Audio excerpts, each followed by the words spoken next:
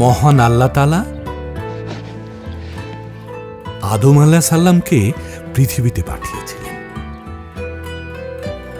আদম আলাইহিস সালাম যখন পৃথিবীতে আসেন তখন তিনি এত লজ্জিত ছিলেন যে মাথা উঁচু করতে পারেননি।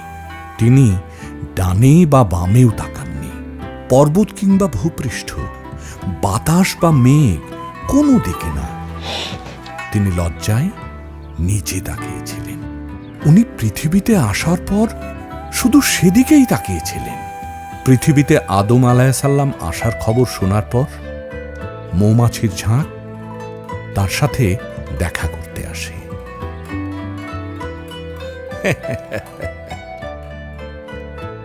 তারা তার দোয়া পায়, আর সে কারণেই মধু মৌমাছির জন্য আশীর্বাদ স্বরূপ। ছোট্ট একটা মৌমাছি থেকে মধু তৈরি হয়। একটা ক্ষুদ্র শোঁয়াপোকাও রেশম তৈরি করে। কিভাবে করে তা জানি না।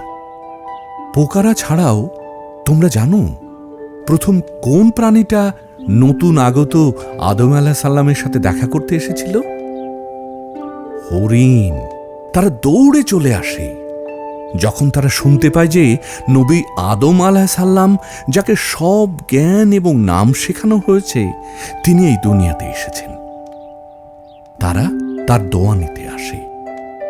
নবী আদম আলাইহিস সালাম তাদের পিঠে হাত বুলিয়ে দেন এবং তাদের জন্য দোয়া করেন।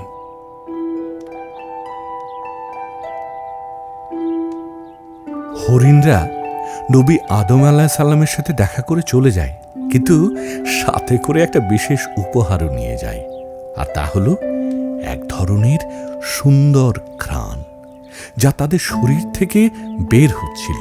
তারা যখন জঙ্গলে ঘোরা শুরু করল তখন সেই ঘ্রাণ এত সুমিষ্ট ছিল যে অন্য প্রাণীরাও সেই ঘ্রাণে কৌতূহলী হল। তারা হরিণদের দাঁড় করিয়ে জিজ্ঞেস করল, তোমাদের এই চমৎকার ঘ্রাণের রহস্য কি? আমাদেরকে বলো, যাতে আমরা এর উৎস খুঁজে পাই এবং তোমার মতো সুমিষ্ট ঘ্রাণ পেতে পারি। হরিণরা তাদেরকে সব কিছু খুলে বলল।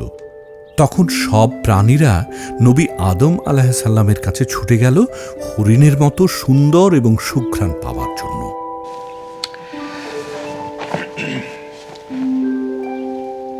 নবী আদম আলাইহিস সালাম সব প্রাণীর পিঠে হাত বুলিয়ে দিলেন। তিনি তাদের সবার জন্য দোয়াও করলেন। তারপর সবাই যখন চলে গেল, তারা এত আনন্দিত ছিল যে তারা দৌড়ে জঙ্গলে ফিরে গিয়ে বলতে লাগলো, আমরা সবাই এখন হরিণের মতো সুন্দর এবং সুমিষ্ট ঘ্রাণ পেয়েছি। কিন্তু তারা নিজেদের ঘ্রাণ ছাড়া কিছুই পেল না। তারা একে অপরের ঘ্রাণ নিতে থাকলো এবং জিজ্ঞেস করল তাদের শরীর থেকে কিরকম ঘ্রাণ আসছে।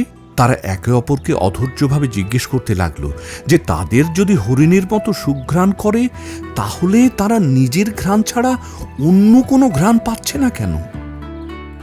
তারা 1 দিন, 2 দিন, 3 দিন, কিন্তু তাদের শরীর থেকে না হরিণের মতো সুঘ্রাণ বের হলো, বা তারা নিজেরা কোনো সুঘ্রাণ পেল।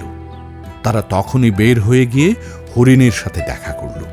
তারা বলল, আমরা নবী আদম আলাইহিস সালামের সাথে দেখা করে এসেছি। আমরাও চেয়েছিলাম আমাদের শরীর থেকে সুঘ্রাণ বের হোক, কিন্তু আমাদের শরীরে তোমার মতো সুঘ্রাণ নাই কেন?